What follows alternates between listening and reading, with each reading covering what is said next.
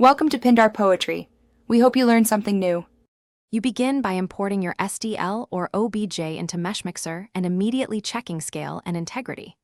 Once loaded, make sure the model matches your printer's build volume. This prevents wasted test prints. Use Analysis Inspector to identify holes and non-manifold edges, because fixing geometry now avoids slicing failures later.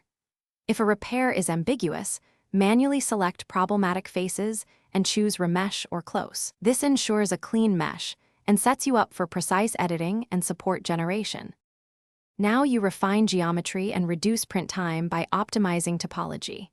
You'll use Plane Cut to remove unwanted parts and edit Reduce or Remesh to lower triangle count while keeping critical features. This makes slicing faster and avoids small problematic facets. For larger prints, choose Edit Hollow and set a 2 to 3 mm wall thickness so you save filament. Make sure to add at least one drainage hole so uncured resin or excess material can escape. This prevents internal pressure and failed prints. Finish by orienting the model for optimal strength and minimal supports. You want flat or angled faces to bear the load during printing. Then open Analysis Overhangs to preview trouble areas and generate supports automatically, or place them manually for delicate regions, because manual control saves cleanup time.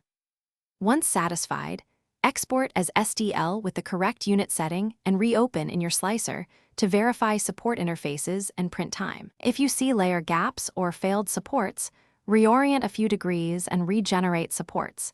That usually fixes adhesion issues. Thanks for watching.